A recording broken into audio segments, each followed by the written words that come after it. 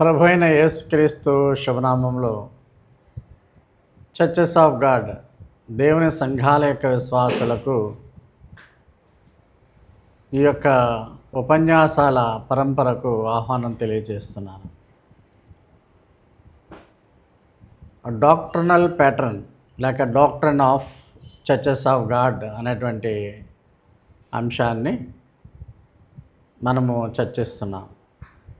ప్రపంచవ్యాప్తంగా దేవుని సంఘాలుగా పిలువబడేవి అనేకమైన ఉన్నప్పటికీ మా యొక్క దేవుని సంఘాలను మేము ప్రభు అయిన యేసుక్రీస్తు దేవుని కుమారుడైన యేసు సహవాసములో దేవుని సంఘాలని మేము వాటిని పిలుస్తాం. ఈ దేవుని కుమారుడు ప్రభు అయిన యేసుక్రీస్తు సహవాసంలోని దేవుని సంఘాలు మిగతా సంఘాల కంటే ఇవి యొక్క ప్రత్యేకమైన రీతిలో భిన్నమైనటువంటి పద్ధతిని కలిగి ఉంటాయి. ఆది అపోస్తుల సంఘాల వలె ఆ తొలి శతాబ్దపు ఆ యొక్క డాక్ట్రినల్ ఆస్పెక్ట్స్ని ఇప్పుడు కూడా పాటించేటువంటి విధానముగా ఈ దేవుని సంఘాలు ప్రపంచవ్యాప్తంగా నడపబడుతున్నాయి. మన భారతదేశంలో కూడా చెన్నై, ఆంధ్రప్రదేశ్, కర్ణాటకలో కూడా ఈ సంఘాలు ఎక్కువగా ఉన్నవి. ఈ డాక్ట్రినల్ ఆస్పెక్ట్స్ గురించి ఒక 5 ఉపన్యాసాల శ్రేణిని లేకుంటే పరంపరను నేను మీకు ఈ వీడియో ద్వారా తెలియజేస్తున్నాను. 4 ఉపన్యాసాలు మనము ఆల్రెడీ చూసి ఉన్నాం. మొదటి ఉపన్యాసంలో దేవుని సంఘాల యొక్క చరిత్ర గురించి చెప్పడం జరిగింది. రెండవ లెక్చర్లో దేవుని సంఘాలలో ఉన్నటువంటి బోధనలు, అభ్యాసాలలో 5 అంశాలను చర్చించడం జరిగింది. మొదటిది దేవుని వాక్యం, బైబిల్లో ఉన్నటువంటిది దేవుని వాక్యం దేవుని ఊపిరి అని మేము గాఢంగా నమ్ముతాం. రెండవది దేవుడు, మన దేవుడు త్రియేక దేవుడు అని నమ్ముతాం. తండ్రి అయిన దేవుడు, కుమారుడైన దేవుడు, పరిశుద్ధాత్ముడైన దేవుడు. మూడవ అంశంగా దేవుడు సర్వభౌమాధికారము కలిగిన వాడు, ప్రతి దాని మీద కూడా ఆయన సమస్త నియంత్రణ కలిగిన వాడుగా మేము నమ్ముతాం. నాలుగవది మనుషులందరూ, స్త్రీలు పురుషులు పాపులు అయితే యేసు రక్తంలో వారు కడుగబడి విశ్వసించిన ఎడల వారు రక్షింపబడతారు, అనగా పరలోకంలోనికి వెళతారు. ఆ విధముగా మా నమ్మకములు ఉన్నవి. 5వ పాయింట్గా మీకు ఏం తెలియజేస్తానంటే, ప్రభు అయిన యేసు ఆయన దేవుని యొక్క అవతారము, ఇన్కార్నేషన్ ఆఫ్ గాడ్ అని మేము నమ్ముతాం. అదేవిధముగా ఆయన జన్మము మామూలు మానవుని యొక్క జన్మముగా కాకుండా పరిశుద్ధాత్మ వలన ఆయన జన్మించి ఉన్నాడని, అదేవిధముగా ఆయన శిలువ మీద మరణించి సమాధి చేయబడి 3వ దినమున పరలోకమునకు 3వ దినమున లేచి 40 దినాల తర్వాత పరలోకానికి మహిమ శరీరంతో ఏగి ఉన్నాడని మేము నమ్ముతాం. అదేవిధంగా యేసును నమ్మిన వారంతా కూడా పునరుద్ధానం అవుతారు అని కూడా మా నమ్మకం. యేసు 40 దినాల తర్వాత తిరిగి లేచిన తర్వాత పరలోకానికి ఎక్కి తండ్రి కుడి పార్శ్వమున కూర్చుని ఉన్నాడు. ఇది మొదటి ఉపన్యాసములో వీటిని మీకు క్షుణ్ణంగా చెప్పడం జరిగింది. రెండవ ఉపన్యాసంలో ఇంకొక 5 అంశములు. పరిశుద్ధాత్మ అంటే మనలను ఈ లోకములో యేసుకు సాక్షులుగా నడపడానికి, క్రైస్తవ జీవన విధానములో మనలను ముందుకు కొనసాగింపజేయడానికి దేవుడు ఇచ్చినటువంటి గొప్ప పరిశుద్ధాత్మ మనకు ఉపయోగపడుతుందని, ఆత్మఫలాలు ఫలించే విధముగా అది ఉపయోగపడుతుందని మేము నమ్ముతాం. అదేవిధంగా పాపలోకాన్ని వారి పాపం బట్టి పరిశుద్ధాత్ముడు ఒప్పిస్తాడు. అదేవిధంగా మనలో అనగా విశ్వాసుల్లో పరిశుద్ధాత్మ నివసిస్తుంది. మనం మరణించే వరకు కూడా పరిశుద్ధాత్మ మనకు తోడుగా ఉండి దేవునిలో నడిపిస్తుంది అని 6వ అంశంగా చూస్తున్నాం. 7వ అంశంగా అపోస్తలులు అనగా ప్రభు యొక్క శిష్యులు చెప్పినటువంటి బోధ ప్రభువు బోధ అని మా నమ్మకం. వారు మనుషులైనప్పటికీ పరిశుద్ధాత్మ శక్తి వలన వారు దేవుని యొక్క వాక్యాన్ని రచించారని మా నమ్మకం. మునుపటి అంశము వాక్యము దేవుని ఊపిరి అన్న విధముగా అపోస్తల బోధ కూడా ప్రభువు ఇచ్చినటువంటి బోధగా మా నమ్మకం. 8వది దేవుని సంఘాలు అనేవి ప్రత్యేకమైనవి. ప్రపంచవ్యాప్తంగా ఉన్న విశ్వాసులందరూ వారు రక్షింపబడిన వెంటనే పరిశుద్ధాత్మ బాప్తిస్మం పొంది క్రీస్తు శరీరం అనేటువంటి సంఘంలో సభ్యులుగా ఉంటారు. అయితే ఇందులో కొంతమంది దైవ పద్ధతిలో దేవుని ఆరాధించడానికి దేవుని సంఘాలుగా వారు ఉండేటువంటి పరిస్థితి ఉన్నది. దేవుని సంఘాలలో ఉన్నవారు రక్షింపబడిన వారుగా ఉంటారు. రక్షింపబడిన వారు రక్షణ మార్గంలో నడిచి దేవుని ప్రమాణాల మేరకు వారు నడిచి వారు పరలోకములో దీవెనలు పొందే విధంగా పరలోకపు ఆశీర్వాదాలు అనగా వారు కిరీటాలు పొందేవారుగా వారు జీవితాన్ని గడుపుతారని మా యొక్క నమ్మకం. 9వ అంశముగా యేసు ప్రభువును విశ్వసించిన ప్రతి ఒక్కరూ కూడా వారు తిరిగి జన్మించిన వారుగా ఉంటారు. అయితే ఈ బోర్న్ అగైన్ అంటే ఇక్కడ పరిశుద్ధాత్మ ద్వారా బాప్తిసం పొంది క్రీస్తు శరీరం అనే సంఘంలోనికి వీరు చేర్చబడతారు. అయితే వీరు ప్రత్యేకంగా మళ్ళా నీటిలో ముంచడం ద్వారా బాప్తిసం పొందిన పిదప మాత్రమే వీరిని దేవుని సంఘాలలో చేరుస్తారు. దేవుని సంఘాలు ఒక క్రమశిక్షణ ఉంటుంది, పెద్దల చేత నిర్వహింపబడుతుంది. ఓవర్సీస్ డేకన్స్, అంతర్జాతీయ ఓవర్సీస్, అలాగే దీనికి ఒక ఆఫీస్ అంటూ ఉంటుంది. ఈ విధముగా దేవుని సంఘాల్లో ఉన్నటువంటి వారు ఒకవేళ వారు ప్రమాణాల మేరకు జీవించకపోయినట్లయితే వారిని క్రమశిక్షణా చర్యలు తీసుకునేటువంటి పరిస్థితి కూడా ఇందులో ఉంది. అయితే క్రీస్తు శరీరంలో ఎవరు చర్యలు తీసుకోరు. ఎలాగున్నప్పటికీ ప్రభువుని విశ్వసించారు కాబట్టి వారు రక్షింపబడిన జనులే అనడానికి సందేహం ఏమీ లేదు. వారు అందరూ కూడా ఎత్తబడతారు. అయితే దేవుని సంఘాల్లో ఉన్నవారు ఎత్తబడతారు, కానీ వారికి మంచి మంచి బహుమానాలు పరలోకంలో క్రీస్తు న్యాయపీఠం ఎదుటిగా ఇవ్వబడతాయనేటువంటి అంశాన్ని చూచున్నాం. సో ఉపన్యాసము 3లో అవి చూసాం. ఉపన్యాసం 4లో మరి మనము ఏం చూస్తామంటే the people in church of God and the church the body of Christ are not interchangeable, are not same. మనము గమనిస్తున్నట్లయితే ఈ చర్చ్ ఆఫ్ గాడ్లో ఉన్నటువంటి వారికి పెద్దలు వాటిని నడిపిస్తూ ఉంటారు, ఓవర్సీస్ డీకన్స్. ఆ విధంగా దేవుని సంఘాలలో ఉన్న వారందరూ కూడా క్రీస్తు శరీరం అనేటువంటి సంఘంలో ఉన్నవారే. కానీ క్రీస్తు శరీరంలో ఉన్నవారంతా కూడా దేవుని సంఘాలలో ఉండాలనేమి నియమేమీ లేదు. వేరు సంఘాల్లో వారి యొక్క నమ్మకాన్ని బట్టి వారు ఉంటారు. కనుక మేము నమ్మేది ఏంటంటే దేవుని సంఘాలు వారు ప్రత్యేకింపబడిన వారు క్రీస్తు శరీరం అనే సంఘంలో ఉన్నప్పటికీ వారు ప్రత్యేకమైన రీతిలో దేవునికి సాక్షులుగా వారు జీవిస్తారు. అది ఆ పాయింట్ని మనము ధ్యానం చేస్తాం 11వ పాయింట్ కింద. 12వ పాయింట్ కింద దేవుని ఇల్లు, house of God and temple of God. దేవుని ఇల్లు అనేటువంటిది ఏంటంటే దేవుని సంఘాల్లో ఎలా చెప్తామంటే విధేయతతో కలిగి ఒక క్రమశిక్షణలో చివరి వరకు నడిచేటువంటి శిష్యుల సముదాయాన్ని దేవుని సంఘం అంటాం. ప్రపంచవ్యాప్తంగా ఉన్నటువంటి దేవుని సంఘాలన్నీ కలిపి దేవుని యొక్క ఇల్లు అని చెబుతాం. దేవుని యొక్క ఇంటిలో ఉన్నటువంటి దేవుని సంఘాలన్నీ సహవాసంలో ఒకరికొకరు ప్రపంచవ్యాప్తంగా ఉన్నటువంటి సంఘాలన్నీ కలిసి ఉంటాయి. ఇదే హౌస్ ఆఫ్ గాడ్.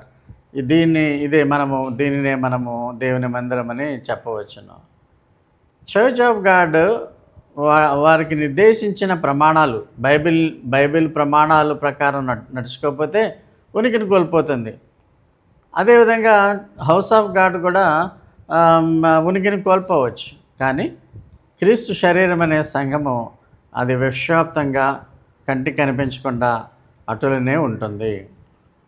13వ పాయింట్ కింద మనము ఏమి చర్చించామంటే 14వ పాయింట్ ప్రాఫిటిక్ మ్యాటర్స్, ప్రవచన విషయాలు. అంటే జరగబోయేటువంటి సంఘటనల గురించి కూడా మనకు ఒక ప్రత్యేకమైన నమ్మకాలు ఉన్నాయి. యేసుప్రభువు మధ్యాకాశానికి వస్తాడు, భూమి మీద కాకుండా మొట్టమొదటిగా యుగాంతంలో. తెస్సలోనికి రాసిన మొదటి పత్రిక 4వ అధ్యాయము 16-18 ప్రకారం ఆయన వచ్చినప్పుడు విశ్వాసులందరూ కూడా మహిమ శరీరంతో మారిపోయి మహిమ శరీరంలోకి మారిపోయి ఆకాశం గుండా పరలోకంలోనికి వెళతారు. అదే విధముగా క్రీస్తునందు మృతులైన వారు కూడా పునరుద్ధానం చెంది క్రీస్తు యేసు ద్వారా పరలోకంలోనికి వెళతారు. అదే అంటే we believe in rapture and also we believe in the judgement of the believers at the seat of Christ. అంటే క్రీస్తు న్యాయపీఠం ఎదుటిగా ఎత్తబడిన విశ్వాసులకి తీర్పు ఉంటుంది. వారి భూమి మీద వారి ఒక విశ్వాస యాత్రలో వారు జీవించేటువంటి జీవన విధానం ప్రకారము వారికి కిరీటాలు ఇవ్వబడతాయి, 5 క్రిస్టియన్ క్రౌన్స్. అంతేగాని వీళ్ళు నరకానికి పోవాలా పరలోకానికి వెళ్ళాలనేటువంటి తీర్పు కాదు ఇది. The judgement seat of Christ is meant for only believers who are raptured. ఈ ర్యాప్చర్ అయినటువంటి బిలీవర్స్కు వారి వారి పనులను బట్టి కిరీటాలు ఇవ్వబడతాయి, 5 క్రిస్టియన్ కిరీటాలు ఇవ్వబడతాయి. నమ్మకమైనటువంటి క్రైస్తవులకు, నమ్మక పరిచయం చేసినటువంటి క్రైస్తవులకు దేవుడు ఈ కిరీటాలను ఇస్తాడు. అయితే 1000 ఏండ్ల పాలన తర్వాత పునరుద్ధానం చెందినటువంటి ప్రతి వ్యక్తికి, పాపులకు కూడా తీర్పు ఉంటుంది. దాని వైట్ థ్రోన్ జడ్జిమెంట్, మహాధవళ సింహాసన తీర్పు అంటారు. అది 1000 ఏండ్ల తర్వాత వాళ్ళందరూ కూడా నరకానికి తోసివేయబడతారు. దాంట్లోకి విశ్వాసులు రారు. ఎందుకంటే విశ్వాసులు ప్రభువు మధ్యాకాశానికి వచ్చినప్పుడే వారు ఎత్తబడతారు, మహిమ శరీరాలతో ఉంటారు. 15వ పాయింట్ కింద ఏమి చర్చించామంటే ఎత్తబడిన తర్వాత పరలోకములో విశ్వాసులకు పరలోకపు ఇందు అంటే ప్రభువైన యేసు వరుడుతో సంఘము వధువు, ప్రపంచవ్యాప్తంగా ఉన్నటువంటి వధువు సంఘంతో ప్రభువు ఆత్మీయ వివాహం చేసుకుంటాడు. 7 ఏండ్ల పాటు విందు ఉంటుంది, కిరీటాలు ఉంటాయి. అది పరలోకములో 7 ఏండ్లు మాత్రమే ఉంటారు వాళ్ళు. భూమి మీద అంత్యక్రీస్తు పాలన 7 ఏండ్లు జరుగుతుంది. అంటే విడనాడబడిన వారికి మహాఘోర శ్రమలు వస్తాయి. ఈ ఘోర శ్రమలను తట్టుకోవడం చాలా కష్టం. ఇక్కడ చాలామంది హతమైపోతారు. 7 ముద్రలు, 7 బోరధ్వనులు, 7 ఉగ్రతా పాత్రల్లో ఈ 7 ఏండ్ల శ్రమ భయంకరంగా ఉంటుంది. ఆ విధముగా 7 ఏండ్ల శ్రమలు అయిపోయిన తర్వాత యేసు ప్రభువు ఎత్తబడినటువంటి విశ్వాసులతో సహా ఆయన భూమి మీదకి వస్తాడు. దాన్ని సెకండ్ కమింగ్ అంటారు. దీనికోసం చాలా రెఫరెన్స్లు ఉన్నాయి. ఈ రెఫరెన్స్లన్నీ కూడా మీకు చెప్పడం జరిగింది. యోధా రాసిన పత్రిక 1:15, ప్రకటన 18, 11, 16 వరకు, తెస్సలోనికీయులకు రాసిన 2వ పత్రిక 1:6-9, జకరియా 14:4, యోధా 1:15. ఇది ఇక్కడ అర్మగద్దోన్ యుద్ధం కూడా జరుగుతుంది. ప్రభు 2వ రాకడ వచ్చి ఇక్కడ మిలీనియం మొదలు పెడతాడు. 2వ రాకడ మిలీనియం అనేటువంటిది ఏంటంటే పరిశుద్ధుల పాలనలో యాజకులు రాజులుగా, కింగ్డమ్ ఆఫ్ ప్రీస్ట్గా వారిని దేవుడు విశ్వాసులను, ఎత్తబడిన విశ్వాసులను ఆస్వాదించి పరిపాలనలో వారికి కూడా భాగం ఇస్తాడు. 2వ రాకడ చాలా భయంకరంగా ఉంటుంది. 2వ రాకడ ఉద్దేశం ఏంటంటే కొంతమంది ఇశ్రాయేలీలను 7 ఏండ్ల శ్రమల్లో కొంతమంది బిలీవింగ్ జ్యూస్ అంటే యేసును నమ్మినటువంటి, యేసు నమ్మకుండా యూదులకు కూడా రక్షణ లేదు, ఎవరికీ రక్షణ లేదు. మంచి క్రియలు చేస్తే పరలోకానికి వెళ్ళే ప్రసక్తే లేదు. అది మా నమ్మకం. యేసు ప్రభు యేసును నమ్మినటువంటి వారందరినీ కూడా మిలీనియంలో 7 ఏండ్ల శ్రమలలో వారిని రక్షిస్తాడు. పరలోకపు అర్హతను వారికి కూడా కలిగిస్తాడు. అంటే బిలీవింగ్ క్రిస్టియన్స్ని రక్షించడానికి, 2 వికెడ్ పీపుల్ అన్బిలీవర్స్ని నాశనం చేయడానికి, 3 మిలీనియంని ప్రారంభించడానికి యేసుప్రభు రెండవ రాకడ. ఇక్కడ రక్షింపబడడం అనేది మామూలుగా ఎత్తబడిన విశ్వాసులకి ఈ రెండవ రాకడలో వస్తారు, కానీ ఇక్కడ కొత్తగా బడటం అనేది చాలా అరుదైన విషయము, అసంభవమైనటువంటి విషయం. అయితే కొంతమంది యూదులను, విశ్వసించే యూదులను రక్షిస్తాడు. ఇంతవరకు ఈ 4 ఉపన్యాసాల్లో మనం చర్చించాం. చివరి ఉపన్యాసం, చివరి లెక్చర్, ఈ శ్రేణిలో చివరి లెక్చర్, మిగతా పాయింట్స్లో మనము చర్చను కొనసాగిద్దాం. 16వ పాయింట్ ఏంటంటే, 1000 ఏండ్ల పాలనలో సాతాను అగాధంలో, బాటమ్లెస్ పిట్లో దేవుడు దాన్ని బంధిస్తాడు. కనుక 1000 ఏండ్ల పాలన చాలా శాంతియుతంగా ఉంటుంది. This is millennium. అయితే 1000 ఏండ్ల పాలన తర్వాత సాతాను విడుదల చేయబడతాడు. ఆ 1000 ఏండ్ల పాలనలో మళ్ళా జనాభివృద్ధి జరుగుతుంది. అంటే 7 ఏండ్ల శ్రమలలో కొంతమంది వాళ్ళు బిలీవర్స్ అవ్వక్కర్లేదు, కొంతమంది వ్యక్తులు శరీరంతో మిలీనియంలో ప్రవేశిస్తారు. పరిశుద్ధులైతే మహిమ శరీరాలతో ఉంటారు. మిలీనియంలో 1000 ఏండ్ల పాలనలో మామూలు మానవులు కొంతమంది 7 ఏండ్ల శ్రమల నుంచి వచ్చిన తర్వాత వారు రీప్రొడక్షన్ చేస్తారు. సంతానోత్పత్తి ద్వారా మళ్ళా ఇసుకరేణులు అంతా జనాభా వస్తుంది. వీరిలో చాలామందిని సాతాను మోసగించి యేసుప్రభు మీద గోగు మాగోగు యుద్ధం చేస్తాడు. దేవుడైన యెహోవా పైనుంచి అగ్నిని కురిపించి సాతాను యొక్క అనుచరులను, సైనికులను వారిని నాశనం చేసి వారిని లేక్ ఆఫ్ ఫైర్, అగ్నిగుండంలోనికి పంపేస్తాడు. దీన్ని మనం 16వ పాయింట్గా, సాతానుకు అంతమైన నాశనం ఎప్పుడు జరుగుతుంది అంటే 1000 ఏండ్ల పాలన తర్వాతే. 1000 ఏండ్ల పాలన తర్వాత న్యూ జెరూసలేం వస్తుంది. దీనికి రెఫరెన్సెస్ ప్రకటన గ్రంథం 20:7-10లో సాతాను యొక్క నాశనము మనం చూడవచ్చును. యెషయా గ్రంథము 65:17లో కొత్త ఆకాశం కొత్త భూమిని నేను చూస్తున్నాను అంటున్నాడు. 1000 ఏండ్ల పాలన తర్వాత ఒక నూతన ఆకాశము, నూతన భూమి పైనుంచి కిందికి వస్తుంది. యెషయా భక్తుడు కూడా రాస్తున్నాడు ఏమనంటే 66:22లో, నేను సృజించబో కొత్త ఆకాశము కొత్త భూమి లయము కాక నా సన్నిధిని నిలిచినట్లు, అంటే దేవుడు చెప్తున్నాడు. ఈ విధముగా నూతన ఆకాశము, నూతన పరలోకం. ప్రకటన గ్రంథంలో యోహాను కూడా చూస్తున్నాడు దర్శనంలో 21:1-5లో ఏమంటున్నాడంటే, నూతనమైన యెరూషలేము అను పరిశుద్ధ పట్టణము దేవుని యొద్ద నుండి దిగివచ్చుట చూచితిని అంటున్నారు. ఇలాగ భక్తులు యెషయా ఏమి, యోహానేమి, పరలోకము, కొత్త పరలోకము, కొత్త యెరూషలేము, కొత్త భూమి మీదకు వస్తుంది అనేటువంటి విధానంలో యెషయా భక్తుడు చూశాడు. దర్శనంలో పద్మాసు దీపంలో ఉన్నటువంటి యోహాను కూడా చూస్తాడు. పేతురు కూడా కొత్త నిబంధన గ్రంథంలో ఏం రాస్తున్నాడంటే 2వ అధ్యాయం 3:13లో, మనం ఆయన వాగ్దానమును బట్టి కొత్త ఆకాశము కొరకు కొత్త భూమి కొరకు కనిపెట్టుచున్నాము. కొత్త ఆకాశము కొత్త భూమి మేము కనిపెడుతున్నాము. వీఆర్ వెయిటింగ్ ఫర్ దట్ అని, దాంట్లో మేము నివసిస్తామని పేతురు రాస్తున్నాడు. అయితే పైనుంచి దిగే నూతన యెరూషలేము మధ్యలో ఉంటుందా, మిడిల్ ఆఫ్ ది ఇయర్లో ఉంటుందా, భూమి మీదకి వస్తుందా అన్నది ఒక డిబేటబుల్ అంశము.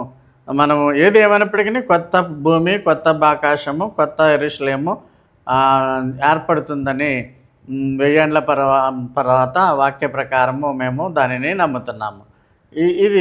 దీని యొక్క స్ట్రక్చర్ ఈ విధంగా నలుపలకలుగా ఉంటుంది. లోపల దేవుని సింహాసనం ఉంటుంది, జీవనది ఉంటుంది, జీవవృక్షాలు ఉంటాయి. ఇదంతా ఇంకొక డీటెయిల్ స్టడీ. 17వ అంశం ఏంటంటే, ఇంకా ఇవన్నీ కూడా అప్ టు నూతన యెరూషలేము, నూతన భూమి, నూతన పరలోకం, ఇవన్నీ కూడా ప్రాఫెసీ మ్యాటర్స్.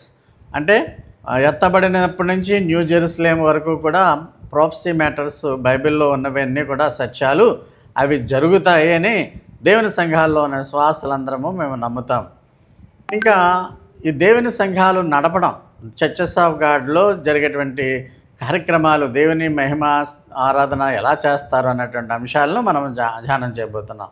17వ వచనంలో ఏంటంటే, వారంలో మొదటి రోజు ఆదివారం నాడు మనం విశ్వాసులైనటువంటి అందరము కూడుకొని, అంటే సంఘానికి ముంచుడు ద్వారా బాప్తీసం పొంది అదే విధముగా సంఘానికి చేర్చబడిన వారు మాత్రమే రొట్టె ద్రాక్షసములో పాల్గొనటకు అర్హులు. ఈ రొట్టెని విరుచుటనే దానిని హోలీ ప్రీస్ట్హుడ్ సర్వీస్ అని కూడా అంటాం. అంటే పరిశుద్ధ యాజకుల పరిచర్య, కమ్యూనియన్ అని కూడా అనొచ్చు, లార్డ్ సప్పర్ అనొచ్చు, తెలుగులో ప్రభు రాత్రి భోజన సంస్కారం అని కూడా అనవచ్చును. పరిశుద్ధ యాజకుల పరిచర్య. కాబట్టి దేవుని సంఘాల్లో ప్రతి ఆదివారం కూడుకున్నప్పుడు మొట్టమొదటిగా రొట్టె విరిచే కార్యక్రమంలో ఒక సోదరుడు టేబుల్ దగ్గరికి వెళ్ళి దేవుని స్తుతిస్తూ యేసు ద్వారా దేవుడు చేసినటువంటి గొప్ప మేళ్లను బట్టి, అనగా ఇచ్చిన రక్షణ భాగ్యం బట్టి, సిలువ కార్యమును బట్టి దేవుడు పరిశుద్ధాత్మ ద్వారా ఏ విధంగా వారిని నడిపిస్తాడో ఆ విధముగా దేవుణ్ణి ఒక సోదరుడు దాన్ని నిర్వహిస్తాడు. సాధారణంగా ఆరాధన అయిపోయిన వెంటనే ఆమెన్ అని గట్టిగా చెప్పడానికి విశ్వాసులు ప్రోత్సహింపబడతారు. అయితే సోదరీమణులు మాట్లాడడానికి అవకాశం లేదు. తలలు కప్పుకొని వారు మౌనముగా దేవునిని ఆరాధించాలి. అదేవిధంగా సోదరీమణులు ప్రార్థన చేయడానికి కూడా ఆరాధన చేయడానికి ఆ రోజు ప్రార్థించడానికి వారికి అవకాశం ఉండదు. రొట్టె విరుగుగొట్టబడినటువంటి ప్రభు శరీరానికి గుర్తు, ద్రాక్షరసము ఆయన చిందించిన రక్తానికి గుర్తు. ప్రభువైన యేసు తన 12 మంది శిష్యులతో రొట్టె విరిచే విధానం చేశాడు. ఆ విధముగా కొరింథీయులకు రాసిన మొదటి పత్రిక 11వ అధ్యాయంలో చూస్తాం. యేసు ఒక రొట్టెని ఎత్తుకొని దేవునికి కృతజ్ఞతాస్తులు చెల్లించాడు. తనకు తాను స్తుతులు చెల్లించుకోలేదు, దేవునికి కృతజ్ఞతాస్తులు చెల్లించాడు. ఇది రొట్టె విరిచే కార్యక్రమం ఈ విధంగా జరుగుతుంది. సంఘస్థులందరూ మౌనముగా, స్త్రీలు తల కప్పుకొని, అదేవిధంగా పురుషులు తల వంచుకొని, అందరూ తల వంచుకొని రొట్టె విరిచే కార్యక్రమంలో పాల్గొనవలసి ఉంటుంది. ఓ సోదరుడు మాత్రమే రొట్టెని విరుస్తూ ఉంటాడు. రొట్టె విరిచే కార్యక్రమంలో స్తుతి గీతాలు, ఈ PHS అంటాం, అంటే psalms, hymns and songs of Solomon. ఇవి ప్రత్యేకమైన పుస్తకంలో, ఈ PHSS పుస్తకంలో ఉన్నటువంటి పాటలను మేము ఆరాధన సందర్భంగా పాడుతూ ఉంటాము. ఇప్పుడు ఆరాధనలో మెయిన్ కాన్సెప్ట్ ఏంటంటే, దేవుడు యోహాను 4:24లో దేవుడు ఆత్మ కనుక ఆయన ఆరాధించేవారు ఆత్మతోనూ సత్యంతోనూ ఆరాధించాలి. దేవుడు మనుషుడిగా మన మధ్య నిలబడి, he is a spirit, so we must worship him with spirit and truth. కీర్తనాకారుడు ఏం రాస్తాడు అంటే 96లో 8వ వచనంలో, 6వ వచనము, 7, 8లో ఆయన ఘనతా ప్రభావములు ఆయన సన్నిధిలో ఉన్నవి, బల సౌందర్యములని పరిశుద్ధ స్థలంలో ఉన్నవి, అలా ఈ దేవునికి తగిన మహిమ మీరు చెల్లించాలి. 9వ వచనంలో పరిశుద్ధాలంకారములు, అంటే పరిశుద్ధమైన తలంపులతో, మంచి సాక్షి జీవితంతో, ప్రభు ప్రమాణాల మేరకు నడుచుకుంటున్నటువంటివే ఆ పరిశుద్ధాలంకారాలను ధరించుకుని దేవుని స్తుతించండి. Worship the Lord in the beauty of holiness, tremble before him all the earth, వణకండి ఆయన సన్నిధిలో భూజనులారా అని ఆ వాక్యాన్ని మేము నమ్ముతాం. అపోస్తలుల కార్యం 2వ అధ్యాయం 41-42 వచనం ప్రకారము విశ్వాసులు మొట్టమొదటగా ప్రభువుని విశ్వసించినటువంటి రక్షకుడిగా అంగీకరించిన వారికి ముంచడం ద్వారా బాప్తీసం ఇస్తాం. ఆల్రెడీ బాప్తీసం తండ్రి కుమార పరిశుద్ధాత్మనామం తీసేసుకుంటే మళ్ళీ ఇవ్వము, సంఘానికి చేస్తాం. సంఘం చేర్చిన తర్వాత అపోస్తుల బోధ, సహవాసము, ఫెలోషిప్, రొట్టె విరడము, ప్రార్థన చేయటందు ఎడతెగక ఉండట. రొట్టె విరిచే కార్యక్రమంలో ప్రతి ఆదివారము సంఘస్థులు పాల్గొనే విధముగా వారిని ప్రోత్సహిస్తాం. ఆదివారమే ఎందుకు?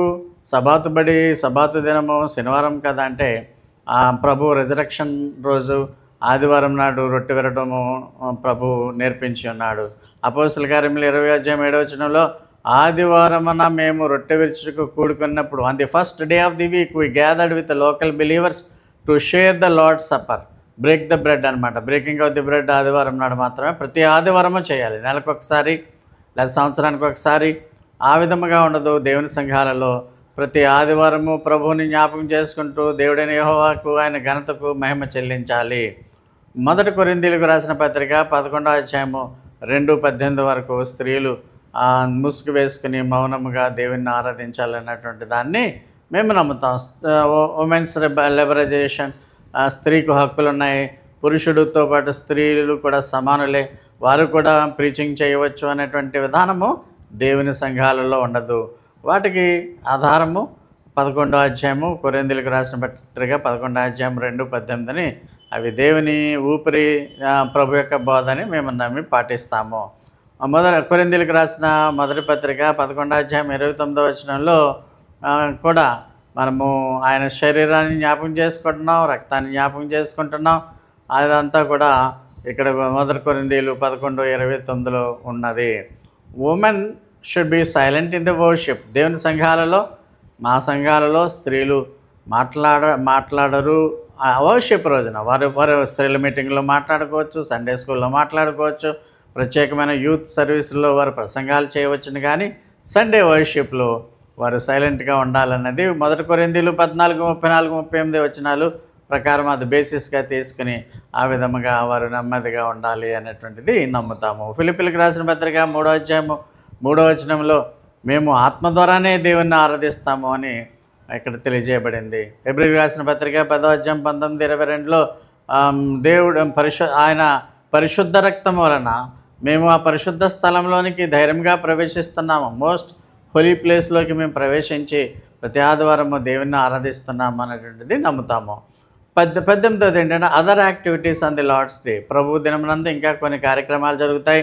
పొద్దుట ఆరాధన జరిగిన వెంటనే రొట్టె విరిచే కార్యక్రమం అయిన వెంటనే ఒక సోదరుడు మినిస్ట్రీని ఇస్తాడు. ఆ కార్యక్రమం అయిపోయిన తర్వాత మధ్యాహ్నము సండే స్కూల్ జరుపుకోవచ్చును. యూత్ సర్వీస్, ఉమెన్ సర్వీస్ అన్నీ కూడా, మిగతా కార్యక్రమాలన్నీ కూడా ఆదివారం నాడు జరుపుకోవచ్చును, సెలవుల్లో కూడా జరుపుకోవచ్చును. అలాగే బయటికి అవుట్రీచ్ కరపత్రాలు పంపడం చేయడం, ఆ విధంగా ఆసుపత్రులు దర్శించడం, వృద్ధుల గృహాలను దర్శించి ప్రభు గురించి చెప్పడం, లీఫ్లెట్స్ ఇవ్వడం అనేది కూడా 18వ పాయింట్లో మనం చూస్తున్నాం. ఇక్కడ మత్తయి సువార్త 28:18-20లో మీకు నేను ఏం సంగతులు చెప్పానో వాటన్నిటినీ గైకొనండి అని ప్రభు చెప్తున్నాడు. గైకొని బోధించమని చెప్తున్నాడు. తెస్సలోనికీ రాసిన మొదటి పత్రిక 1వ అధ్యాయం 8వ వచనంలో కూడా మనం ఏం చేస్తున్నాం అంటే, అక్కడ మాత్రమే కాక ప్రతి స్థలమందు దేవుని ఎడల ఉన్న మీ విశ్వాసం వెల్లడైన కనుక మేమేమి చెప్పవలసిన ఆవశ్యకం లేదు. ప్రతి చోట మన విశ్వాసాన్ని మనము వెల్లడి చేయవలసి ఉన్నది. 19వ పాయింట్కి ఏం చేస్తున్నాం అంటే, వారంలో మధ్యలో ఒక ప్రార్థన కూడుకుంటుంది. ప్రార్థన ఎందుకు సహవాసమందును ఎడతెగక ఉండిన విధానంలో ఒకరోజు ప్రార్థన కూడుకుంటుంది. అప్పుడు కూడా బైబిల్ వాక్యాలని, బైబిల్ స్టడీస్ చేయడం జరుగుతుంది. ఎఫెసీయులకు రాసిన అపోస్తలుల కార్యం 2వ అధ్యాయం 41-42 బేసిస్ ఫర్ ది డాక్ట్రిన్ అనమాట. డాక్ట్రినల్ బేసిస్కి వాక్యాలు అపోస్తలుల కార్యాలు 2వ అధ్యాయం 41-42 వచనాల్లో మనం చూస్తున్నాం. రోమీయులకు రాసిన పత్రిక 12వ అధ్యాయం 12వ వచనంలో నిరీక్షణ కలిగిన వారై సంతోషించుచు శ్రమయందు ఓర్పు గలవారే ప్రార్థనయందు పట్టుదల కలిగి ఉండండి. ప్రార్థన మనము ఏది మానివేసినా మానకపోయినా ప్రార్థన అనేది మాత్రం అనుదినము చేయాలి. సంఘముగా ఒకరోజు కూడుకొని చేయాలి. ప్రార్థన యందు పట్టుదలగా ఉండాలి. అందుకనే ఇంగ్లీష్లో ఏమంటాడంటే స్టీడ్ ఫాస్ట్లీ ఇన్ ప్రేయర్, అంటే పట్టు వదలకుండా ప్రార్థనలో మీరు ఉండండి. ఎఫెసీయులకు రాసిన పత్రిక 4వ అధ్యాయం 14, 11, 13లో కూడా మనం ఏం చేస్తున్నాం. ఇక్కడ ఏమి ఉందంటే 13వ వచనంలో పరిశుద్ధులు సంపూర్ణులగుటకు క్రీస్తు శరీరము క్షేమాభివృద్ధి చెందుటకు, అంటే the church, the body of Christ and church of God, పరిచర్య ధర్మం మనం చేయాలి. వాక్యం చెప్పాలి. చెప్పగలిగిన తలాంతులు ఉన్నవాళ్ళు ఆ సంఘాన్ని మనం పోషించవలసిన వారమై ఉన్నాము. సో ఆ విధముగా ఎప్పుడు కూడా విజ్ఞాపన, FC 6:18లో కూడా పట్టుదలతో విజ్ఞాపన చేయొచ్చు, మెలకుగా ఉండడి. 20వ పాయింట్గా యూత్ గ్యాదరింగ్స్. ఇది ఎప్పుడు చేసుకోవాలి? అవి సాధారణంగా ప్రత్యేకంగా చేసుకోవచ్చు, ఆదివారం మధ్యాహ్నం ఎప్పుడో చేసుకోవచ్చు. ఈ విధముగా యువజనులని ఎంకరేజ్ చేయడానికి సంఘ పెద్దలు చర్యలు తీసుకోవాల్సి ఉంటుంది. ఇక్కడ మనం చూస్తున్నట్లయితే ముఖ్యంగా మత్తయి సువార్త 28వ అధ్యాయం 20వ వచనంలో యేసు ప్రభు మనకు ఆజ్ఞాపించినవన్నీ కూడా గైకొనాలంటే బోధించాలి. అదే 20వ వచనంలో మనం చూస్తున్నాం. యుగ సమాప్తి వరకు సదాకాలం మీతోనున్నానని ఆయన చెప్తున్నాడు. సమస్త జనులను శిష్యుడిగా చేయాలి. పెద్దలు మాత్రమే ప్రార్థనలను అనుకుంటే యువజనులు ప్రార్థన నుంచి దూరంగా పోయే పరిస్థితి ఉంటుంది. కాబట్టి యువజన కార్యక్రమాలు కూడా చేపట్టాలి. ఫిలిప్పీ 1:27లో కూడా సువార్తకు తగినట్లుగా, క్రీస్తు సువార్తకు తగినట్లుగా ప్రవర్తించండి. Striving and suffering for Christ with one mind. ఆయన గురించి ఒకవేళ శ్రమ, బాధ ఉంటే అవి కూడా అనుభవించాలి. ఇంకా దేవుని సంఘం యొక్క నిర్మాణాలు చూస్తే, చర్చ్ ఆఫ్ గాడ్ నిర్మాణాలు చూస్తే, church of God one man షోగా ఉండదు. ఓవర్సీర్స్ ఉంటారు. వారి తర్వాత డీకన్స్ అని ఉంటారు. అంటే డీకన్స్, ఓవర్సీర్స్ ఆధ్వర్యంలో ప్రతి చర్చ్లో సంఘ కార్యక్రమాలు నిర్వహించబడతాయి. అంటే సాధారణంగా 2 ఓవర్సీర్లు ప్రతి సంఘానికి వాళ్ళు సంఘ నిర్వహణలో ప్రముఖ ప్రాధాన్యత వహిస్తూ ఉంటారు. డీకన్లు కూడా సంఘ పరిచర్యలో వారు ఉంటారు. అపోస్తలుల కార్యాలు 14:23లో మనం చూస్తే ప్రతి సంఘంలో కూడా ఎల్డర్స్ని ఏర్పాటు చేసినట్లు మనం చూస్తున్నాం. అంటే సంఘ నిర్వహణ అనేది పెద్దలు నిర్వహించాలి. ఫిలిప్పీ 1:1లో ఏం చూస్తున్నామంటే ఇక్కడ మనము ఇక్కడ కూడా హోలీ పీపుల్, ఫిలిప్పులో ఉన్న క్రీస్తు యేసునందలి సకల పరిశుద్ధులకును, అధ్యక్షులకును, పరిచారకులకును, అంటే ఇక్కడ అధ్యక్షులు అంటే ఓవర్సీర్స్, పరిచారకులు అంటే డేకన్స్, పరిశుద్ధులు అంటే సంఘ సభ్యులు, హోలీ పీపుల్, వాళ్ళందరికీ నమస్కారాలు చెప్తున్నాడు ఫిలిప్ గారు. ఈ విధముగా సంఘం అనేది పరిశుద్ధులతో ఉంటుంది. ఆ పరిశుద్ధుల యొక్క యోగక్షేమాలు, సంఘ నిర్వహణను డీకన్స్, తర్వాత ముఖ్యంగా ఓవర్సీర్స్నే బిషప్లను కూడా అంటారు. వారు కూడా ఈ సంఘ నిర్వహణలో ముఖ్య ప్రాధాన్యత వహిస్తూ ఉంటారు. సో యూజువల్గా బిషప్ అనే మాట వాడము, ఓవర్సీర్స్ అంటాము. తీతు రాసిన మొదటి పత్రిక 1:5 వచనంలో ఏమన్నాడంటే, appointing elders who love what is good. చర్చ్లో సేవాభారం కలిగిన వారు, మంచి సాక్ష్యం కలిగిన వారిని పెద్దలంటే ఎల్డర్స్గా నియమించాలనేది చూస్తున్నాం. 22వ పాయింట్ ఏంటంటే, ఓవర్సీర్స్ తమ చర్చ్ ఆఫ్ గాడ్ విషయాల్లో వాళ్ళు చూసుకుంటూ ఉంటారు. అంటే లోకల్ చర్చ్లో ఏదైనా సమస్యలు తలెత్తినప్పుడు ఓవర్సీర్స్ తగిన విధంగా చర్యలు తీసుకుంటారు. ఒకవేళ కొన్ని సంఘటనల్లో మా డిస్ట్రిక్ట్లో, అంటే మొత్తము ఆ జిల్లాలో ఉన్నటువంటి ఓవర్సీర్స్ అంతా కలిసి ఏదైనా పెద్ద సమస్య అయితే దాన్ని పరిష్కారం చేస్తూ ఉంటారు. ఆ విధముగా ఓవర్సీర్సే సంఘపు నిర్వహణలో, నిర్వహించడంలోనూ, సమస్యల పరిష్కారంలోనూ లోకల్ చర్చ్ వాళ్ళు, లోకల్ ఓవర్సీర్స్ చర్చిలో సమస్యలను పరిష్కరిస్తారు. ఒకవేళ పెద్ద సమస్యలు అయితే డిస్ట్రిక్ట్లో ఉన్న ఓవర్సీర్స్ దాన్ని పరిష్కరిస్తూ ఉంటారు. దీనికి ఓవర్సీర్స్ నడుపుతారు అన్న దానికి 2 కొరింథీయులు 8:9 వచనంలో మనము చూస్తున్నట్లయితే 19వ వచనంలో ఏముందంటే, ఇక్కడ ఉపకార దైవము పరిచారకులకు సంఘమే పోషించాలని కూడా ఇక్కడ వ్రాయబడి ఉంది. పరిచారకుల యొక్క పోషణ నిమిత్తము ఉపకార ద్రవ్యం అంటే ఆన్రోరియం కూడా సంఘమే ఇవ్వాలని రాయబడి ఉంది. గలతీ 1:2లో కూడా ఇక్కడ ఏమని రాయబడి ఉంది, all brothers and sisters with me to the churches in Galatia. అంటే సంఘంలో ఉన్న వారిని బ్రదర్స్ సిస్టర్స్ అని సంబోధిస్తూ ఉంటాం. పేతురు రాసిన మొదటి పత్రిక 1:1లో కూడా ఇక్కడ సంఘపు ప్రభు యొక్క బోధ ఆత్మ వలన పరిశుద్ధత పొందిన వారై మీరు చేయాలని వ్రాయబడింది. పేతురు రాసిన మొదటి పత్రిక 5:1-4లో ఏం రాయబడింది, తోటి పెద్దనని పౌలు గారు అంటున్నాడు. తోటి పెద్దను పేతురు అంటున్నాడు. తోటి పెద్దను అంటే నేను సమాన ఫెలో ఎల్డర్ అని బోధించుకుంటున్నాడు. అంటే ఎల్డర్స్ నడుపుతారన్నమాట సంఘాన్ని. బలవంతంగా కాకుండా దేవుని చిత్త ప్రకారము ఇష్టపూర్వకంగా ఏదో దుర్లాభాపేక్షతో కాకుండా సిద్ధ మనసుతో దేవుని యొక్క సంఘాన్ని వారు కాయాలి అని వ్రాయబడింది. తర్వాత 23వ పాయింట్గా మనం ఏం చూస్తున్నామంటే, ఒక దేశంలో ఉండేటువంటి ఓవర్సీర్సు, ప్రపంచవ్యాప్తంగా ఉన్న ఓవర్సీర్సు తగిన సమయాలలో వారు సమావేశమవుతూ ఉంటారు. ఏదైనా విషయాలు పరిష్కరించడానికి కానీ, ఏమైనా ఆలోచనలు వారి థాట్స్ని డిస్కస్ చేయడానికి కానీ ఓవర్సీర్స్ కాన్ఫరెన్సు అది కంట్రీ వైడ్గా జరుగుతుంది, ఇంటర్నేషనల్గా కూడా జరుగుతుంది. దానికి తగినటువంటి రెఫరెన్సెస్ అన్నీ ఉన్నాయి. అపోస్తల కార్యములు 15వ అధ్యాయము, కొరింథీయులకు రాసిన పత్రిక 4వ అధ్యాయము, మొదటి పత్రిక 4వ అధ్యాయం 16, 17లో రాయబడి ఉంది. అంటే ఏ విధంగా మనం నడుచుకుంటున్నాము, ఎలాగా సంఘాలను అభివృద్ధి చేయాలి, ఓవర్సీస్ డేకన్స్ వాళ్ళ యొక్క పర్యవేక్షణ ఎలా ఉంది, ఇవన్నీ డిస్కషన్కి వస్తూ ఉంటాయి.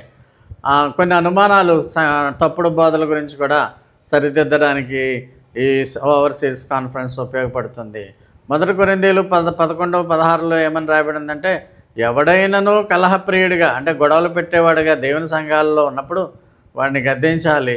అలాంటి వాడు మన సంఘంలో ఉండడానికి వీల్లేదనే విధముగా వాడిని సరిదిద్దడానికి ప్రయత్నం చేయాలి. 2 కొరింథీయులు 8, 19, 24, 19, 24 వరకు కూడా ప్రభువు దృష్ట్యందు మాత్రమే కాకుండా మనుషుల దృష్ట్యందు కూడా యోగ్యంగా ప్రతిదీ చేయాలి. సంఘంలో ప్రభువు ఇష్టపడాలి, సంఘస్థులు కూడా ఇష్టపడాలి. బలిమి చేత అనే మాటను మనం చూసాం. బలవంతంగా ఏది మనం చేయకూడదు. పేతురు రాసిన మొదటి పత్రిక 5:11లో మరి మీకు అప్పగింపబడినటువంటి బాధ్యతను మాదిరికరంగా మీరు చేయండి, మందకు మాదిరికరంగా చేయండి. అప్పుడు మీరు సంఘంలో ఉన్నటువంటి పరిశుద్ధులు, డేకన్లు, ఓవర్సీర్లకు ప్రధాన కాపరి ప్రత్యక్షమైనప్పుడు మీరు వాడబారిని మహిమ కిరీటం పొందుతారు. కాబట్టి మీరు మీ యొక్క మందను మాదిరికరంగా కాయండి అని 1 పేతురు 5:1-4లో చూస్తున్నాం. 24వ పాయింట్గా మనము చూసేది ఏంటంటే, మన దేవుని సంఘాలలో క్లర్జీ లైటీలు ఉండరు. అంటే పెద్ద పెద్ద నాయకులు, అంటే మిగతా సంఘాలలో ఉండేటువంటి విధానంలో చైర్మన్, ప్రెసిడెంటు, అంటే చైర్మన్, ప్రెసిడెంట్ అని కాదు, బిషప్లుగా పిలువబడేటువంటి సంస్కృతి మనకి లేదు. అలాగే పాస్టర్లని అంటాం, కానీ ఒక అధికారం అంటూ ఏమి ఉండదు వాళ్ళకి. లౌకిక వ్యవస్థకు, అంటే బయట లే పీపుల్ పులిపెట్టకూడదు అనేటువంటి సంస్కృతి కూడా మన దగ్గర ఉండదు. చర్చిలోని సహోదరులు మాత్రమే చర్చ్ పరిపాలనలో ప్రోత్సహింపబడతారు. చర్చ్లో ఉన్న సోదరులు అంటే సెయింట్స్, వాళ్ళు మాత్రమే డేకన్లో, ఓవర్సీర్లు అవుతారు. 1 కొరింథీయులు 14, 26 నుంచి 33 వరకు మనం చూడవచ్చు. 40 వచనం కూడా చూడవచ్చు. 33లో ఏముందంటే, పరిశుద్ధుల సంఘములన్నిటిలోనూ దేవుడు సమాధానానికే కర్త కానీ అల్లరికి కాదు. ఓవర్సీర్స్ కానీ, డేకన్స్ కానీ, సంఘస్థులు కానీ అల్లరి అంటే చెడు విషయాలకు వాళ్ళు కర్తలుగా ఉండకూడదు. 40 వచనం, సమస్తము మర్యాదగా క్రమంగా జరగాలి. ఎఫెసీయులకు రాసిన పత్రిక 4వ అధ్యాయం 7 నుంచి 13 వరకు మనం చూస్తే, దేవుడు మనకిచ్చినటువంటి తలాంతులు బట్టి ఆయన్ను మనము విశ్వసించాలి. దేవుడు మనకు అనేకమైనటువంటి కిరీటాలు కూడా ఇస్తాడు. కాబట్టి 13వ వచనం చూస్తే, పరిశుద్ధులు సంపూర్ణులగునట్లు క్రీస్తు శరీరము క్షేమాభివృద్ధి క్రీస్తు శరీరం అంటే సంఘం అంతా కూడా క్షేమాభివృద్ధి చెందుటకు పరిచర్య సాగాలి. అలాగే మనం బ్రతుకున్నంత కాలం కూడా ఆయన కొంతమందిని ప్రీచర్స్, కొంతమంది హెల్పర్స్, కొంతమంది కార్యక్రమాలు చేసేటువంటి విధంగా ఆయన నియమించుకున్నాడు. ఫిలిప్పీయులకు రాసిన పత్రిక 1వ అధ్యాయం 1వ వచనంలో ఏం రాస్తున్నాడంటే, క్రీస్తు యేసునందలి సకల పరిశుద్ధులకు, అంటే మేము చర్చ్ ఆఫ్ గాడ్లో ఉన్నటువంటి సంఘ సభ్యులను పరిశుద్ధులు అంటాం, హోలీస్ అంటాం. ఎలా హోలీ అయ్యామంటే రోమ 5:9 నీతిమంతులుగా అయిపోయాం యేసు రక్తం ద్వారా. యేసు రక్తమును నమ్మినటువంటి ప్రతి ఒక్కరూ కూడా పరిశుద్ధులే అన్న కాన్సెప్ట్లో సంఘము నిర్వహించబడుతుంది. ఒక పాదిరి మాత్రమే పరిశుద్ధుడు, దైవ సేవకుడు, దైవజనుడు అని ఉండదు. సంఘస్థులందరూ కూడా వారు పరిశుద్ధులే, హోలీ పీపుల్లే. అంతకే ఇంకా చెప్పాలంటే హోలీ ప్రీస్ట్, పరిశుద్ధ యాజకులు. సంఘంలో ఉన్నటువంటి వాళ్ళందరూ కూడా, యాజకుడు ఒక్కడే ఉండడు, అందరూ యాజకులే. నడిపించేవాడు ఒకడో ఇద్దరు ఓవర్సీర్లు ఉన్నప్పటికీ సంఘం అంతా కూడా పరిశుద్ధులు, హోలీ ప్రీస్ట్, పరిశుద్ధ యాజకులు అని చెప్తాం.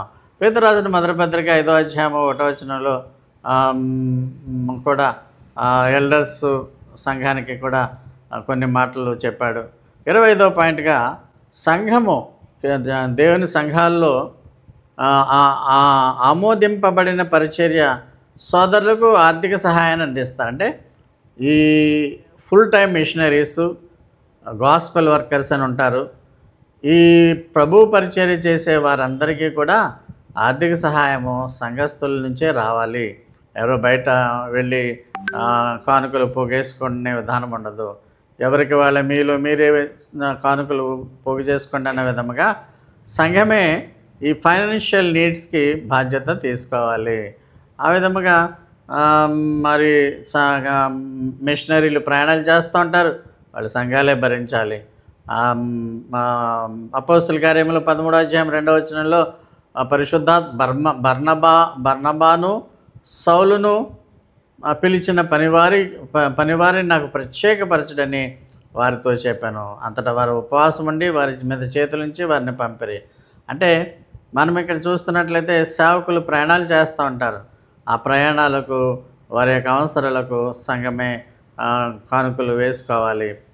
15:40 అపోస్తలులకు పౌలు శీలను ఏర్పరచుకుని సహోదరుల చేత ప్రభు కృపకు అప్పగింపబడిన వాడై సంఘములను స్థిరపరచు సిరియా, కిలికియా దేశములను సంచారం చేయుచుండును.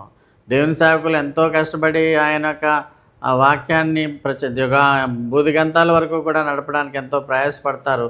వారి గురించి ప్రార్థన, ఆర్థిక సహాయం కూడా సంఘమే చేయవలసి ఉంటుంది. అదేవిధంగా అపోస్తల కార్యంలో 16వ అధ్యాయం 3వ వచనంలో కూడా అందరికీ ఈ యొక్క సేవకులు దేశ విదేశాలు తిరుగుతారని విధానంలో చూస్తున్నాం. యోహాను పత్రిక ఒకటే ఉంటుంది, 3వ యోహానులో 5 ఒకటే అధ్యాయం ఉంటుంది. 5:8 ఏమి రాయబడి ఉందంటే, ఆత్మను 2వ వచనం, ఆత్మలో వర్ధిల్లుచున్న కొద్దీ అన్ని విషయాల్లోనూ వర్ధిల్లుచు సౌఖ్యముగా ఉండాలని ప్రార్థించుచున్నాను. ఈ విధముగా పెద్ద అయినటువంటి గాయకు రాస్తున్నాడు యోహాను, గాయస్కి రాస్తున్నాడు. ఇక్కడ 5వ వచనంలో ప్రియుడు అంటే గాయస్, వారు పరదేశులైనను సహోదరులుగా ఉన్న వారికి నువ్వు చేసినదల్లా విశ్వాసానికి తగినట్టుగా చేస్తున్నావు. ఓ గాయి, నీవు పరదేశులను కూడా సువార్థికులను కూడా ఆదరించావు అని ఎంతో గొప్పగా యోహాను చెప్తున్నాడు. వారు నీ ప్రేమను బట్టి సంఘం ఎదుట సాక్ష్యం ఇచ్చి నీ గురించి ఎంత గొప్పగా చెప్పుకుంటున్నారు ఆ యొక్క సేవకులు అని ఇక్కడ రాయబడి ఉన్నది. ఆయన నామము నిమిత్తము బయలుదేరి కనుక, అంటే ప్రయాణాలు చేస్తూ అనేక మంది దేవుని సంఘాల్లో ఉన్న మిషనరీలు సువార్తను బుద్ధిగంతాల వరకు కూడా ప్రకటిస్తూ ఉంటారు. వారికి ఆర్థిక సహాయము, వారి గురించి ప్రయాణాల భద్రత కొరకు సంఘమే ప్రార్థన చేస్తూ ఉండాలి. 26వ వచనము, 26వ అంశము చివరి అంశంలోకి వచ్చాము. స్థానిక సమావేశాలు మరియు పెద్ద సమావేశాల్లో ఏర్పాటు చేయడం ద్వారా దేవుని వాక్య పరిచయం చేయాలి. అంటే సంఘంలో కానీ, సంఘాలలో కానీ, డిస్ట్రిక్ట్ లెవెల్లో కానీ ఎప్పుడు కూడా ముందుగా ఆలోచన చేసి వాక్య పరిచయం చేసేవారెవరు, ఈ కార్యక్రమాలు ఏ కార్యక్రమాలు ఎవరు చేస్తారనేది ముందుగా ఆలోచన చేసుకోవాలి, ముందుగా ఏర్పాటు చేసుకోవాలని ఇక్కడ రాయబడి ఉన్నది. దీనికి కొన్ని రెఫరెన్స్ రోమిలకు రాసిన పత్రిక 12వ అధ్యాయము 5-8 రెఫరెన్స్లు ఇవ్వబడ్డాయి. కొరింథీయులకు రాసిన మొదటి పత్రిక 14:26-33 వరకు ఇవ్వబడ్డాయి. తర్వాత 27వ చివరి పాయింట్కి వచ్చాం. 27వ point, need for life and conduct to be worthy of their high calling. దేవుని సంఘాల్లో ఉన్న విశ్వాసులందరూ కూడా దేవుని ఉన్నతమైన పిలుపుకు తగినట్లుగా జీవితము మరియు ప్రవర్తన ఉండాలని బోధిస్తూ ఉంటాం. హై కాలింగ్ అన్నమాట. అంటే క్రీస్తు యేసునందు ఉన్నతమైన పిలుపు అనేటువంటి మాటను మనం ఫిలిప్పీలకు రాసిన పత్రిక 3వ అధ్యాయము 10-14 వరకు మనము చూస్తున్నాం. ఇక్కడ హై కాలింగ్ అనేటువంటి మాట, ఉన్నతమైనటువంటి మాటను మనము చూస్తున్నాం. 14వ వచనం, 3:14లో, ఫిలిప్పీలు 3:14లో, క్రీస్తు యేసునందు దేవుని ఉన్నతమైన పిలుపునకు కలుగు బహుమానం పొందాలని. ఎవాంజలికల్ చర్చ్గా దేవుని సంఘాలు ఉండవు. ఈరోజే రక్షణ దినము, నేడే రక్షణ పొందండి అని చర్చిలో అనౌన్స్మెంట్లు ఉండవు. కారణం ఏంటంటే, రక్షింపబడిన వారు దేవుని ఉన్నతమైన పిలుపుకు బహుమానాలు పొందాలనేటువంటి విధానంలో ఈ యొక్క సంఘాల్లో ప్రభు వచ్చే వరకు కూడా, లేక వారు చనిపోయే వరకు కూడా తర్ఫీదు పొందుతూ ఉంటారు. High calling of the God. ఆ ఉన్నతమైన పిలుపుకు అనుగుణంగా జీవించాలి. యాక్ట్స్ 20:28-31 ఏముందంటే, సంఘం నీది నాది కాదు, ఓవర్సీస్ది డేకన్స్ కాదు, కాపాడుతున్నాం అంతే ప్రభు వచ్చే వరకు. దేవుడు యేసు ప్రభు దేవుడు తన స్వరక్తం ఇచ్చి సంపాదించిన తన సంఘమును కాయుటకు పరిశుద్ధాత్మ మిమ్మల్ని వాడుకుంటుంది. ఆ యావత్తు మందను ఓవర్సీర్స్ని డేకన్స్ని సంఘస్థులకి చెప్తున్నాడు. యావత్తు గురించి మీ మట్టుకు మిమ్మల్ని గురించి జాగ్రత్తగా ఉండండి అంటున్నాడు. అంటే we must be careful about the false prophets. నేను వెళ్ళిపోయిన తర్వాత మా సంఘంలో తోడేళ్ళు వస్తాయి అని నాకు తెలుసు, వాళ్ళు తేడోళ్ళని కూడా ఈడ్చుకుపోతారు. అంటే అబద్ధపు ఫేక్ ప్రీచర్స్, అబద్ధపు ప్రసంగాలు విని మీరు చెదిరిపోతారేమో, మీరు చాలా జాగ్రత్తగా ఉండండి అని అంటున్నాడు పౌలు. ఇంకా ఏమంటున్నాడంటే 3 సంవత్సరాలు రాత్రింబవళ్ళు కన్నీళ్లు విడిచుచు అని అన్నాడు. ఆ విధంగా జ్ఞాపకం చేసుకుని కాపాడుతున్నటువంటి సంఘాల గురించి మనం ఇంకెంత శ్రద్ధగా ఉండాలో ఆలోచన చేయండి. కొరింథీయులకు రాసిన మొదటి పత్రిక 9వ అధ్యాయం 25-27 వరకు కూడా ఇక్కడ కొన్ని ఇన్స్ట్రక్షన్స్ ఉన్నాయి. ఈ మా విశ్వాసపు యాత్ర అనేది ఒక పరుగు పందెం లాంటిది. ఈ పరుగు పందానికి వెళ్ళేవాడు స్ట్రిక్ట్ ట్రైనింగ్ పొందాలి, అన్ని విషయాల్లో మితంగా ఉండాలి. క్షయము కిరీటము, మంచి కిరీటము పొందే వరకు, అది నాశనం అయిపోదు కిరీటము పొందే వరకు, ఆ అక్షయ కిరీటం పొందే వరకు మనం అన్నిటిలో కూడా మితంగా ఉండాలి. అదేవిధంగా మనము చాలా శిక్షణ పొందుతూ దేవుని సంఘాల్లో నడవాలి అన్నదే ఇక్కడ అంశమై ఉన్నది. 26వ వచనం చూస్తే, I do not run like someone running aimlessly. గురి లేనటువంటి వాడి వల్లే నేనేం పరిగెట్టట్లేదు. I do not fight like a boxer beating the air. బాక్సింగ్లో ఉన్నట్టు బాక్సింగ్ చేస్తున్న బాక్సరు అపోనెంట్ని కొట్టాలి, కానీ గాలిలో పిడిగుద్దులు గుద్దే వాడిని అపోనెంట్ చంపేస్తాడు. మేము అలాగా నేను పిడిగుద్దులు గుద్దేవాడిగా లేను, గాలిని కొట్టేవాడిగా పోట్లాడట్లేదు. ఇతరులకు ప్రకటించిన తర్వాత నేను భ్రష్టుని అయిపోతానేమో అని నన్ను నేను లోపరుచుకుంటున్నానని పౌలు గారు అంటున్నాడు. అంటే ప్రీచర్స్, ఓవర్సీస్, డీకన్స్, సంఘస్థులు అందరూ కూడా ఎవరికి వాళ్ళే వారు పరీక్ష చేసుకుంటూ ఉండాలి. 2వ కొరింథీయులు 6వ అధ్యాయం 14-15లో హై కాలింగ్ అంటే ఉన్నతమైన పిలుచుకున్నాడు యేసు ప్రభు మిమ్మల్ని అని పరిచర్యలో వాడుకోవడానికి దేవుని సంఘాల్లో అన్న అంశాన్ని మనం చూస్తూ ఉంటుంటే, మీరు మీ ఫ్రెండ్స్ అవిశ్వాసులుగా ఉండకండి, దుర్నీతి వారితో ఉండకండి, చీకట్లో ఉన్నవారుగా ఉండకండి. క్రీస్తుకు దెయ్యానికి ఏం సంబంధం, అవిశ్వాసకి అంటే మనము we should not have the friendship with unbelievers and wicked people. వివాహాలు వారితో చేసుకోకూడదు, వారితో పాటు ఎంజాయ్మెంట్ చేయకూడదు. దేవుని సంఘాల్లో కొన్ని రకాలైనటువంటి ఎంజాయ్మెంట్స్ చేయడం అంటే మానేయాలి.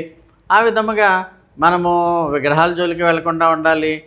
జీవం గల దేవుని సంఘంలో ఉన్నాం కనుక మనము చాలా కేర్ఫుల్గా ఉండాలని ఇక్కడ రాయబడి ఉంది. 1 కొరింథీయులు 7:1, 2వ కొరింథీయులు 7:1 ఏం రాయబడి ఉందంటే, దేవుడు మనకి వాగ్దానాలు చేస్తాడు. మన దేవుడు వాగ్దానాలు చేసేవాడే కాదు, నెరవేర్చేవాడే. కనుక మన ఆత్మకు శరీరానికి కల్మషము అంటుకోకుండా పవిత్రంగా జాగ్రత్తగా మనం చూసుకోవాలి. గలితీ 2:19-21 ఇక్కడ ఏం రాస్తున్నాడంటే, నేను లోకంలో నా కొరకు జీవించట్లేదు, యేసుతో కూడా సిలువేయబడినాను, నేను జీవించేవాడు నేను కాదు, క్రీస్తు నాలో అంటే ఎంత లోకానికి డిటాచ్మెంట్, విడిగా ఉండాలో ఆలోచన చేయండి. మరి మనము ప్రభు కొరకు జీవించాలి అంటే ఈ లోకం కొరకు జీవించాలి. మన యాత్ర తాత్కాలికము, మనము శాశ్వతము కాదు. ఈ లోకంలో పరలోకము మన యొక్క శాశ్వత లోకము అన్న విధానములో ఇక్కడ మన ఉన్నతమైన పిలుపుకు తగినటువంటి విధముగా మనం జీవించాలి. గలితీ 5:14-26 ఏం రాయబడిందంటే, ఉన్నతమైన పిలుపుకు అనుగుణంగా ఉండాలంటే ఆత్మానుసారంగా నడుచుకోండి, ఆ పరిశుద్ధాత్మ ప్రకారమే మీరు నడుచుకోండి. మీ హృదయాల్లో పరిశుద్ధాత్ముడు దేవుడు ఉంచాడు సంచికరువుగా, మీరు శరీరేచ్ఛను నెరవేర్చరు. అప్పుడు శరీరం ప్రకారం మీరు నడుచుకోరు. ఆత్మచేత నడిపింపబడినలా మీరు శరీరానికి దాసులు కాదు అని ఇక్కడ వాక్యము రాయబడింది.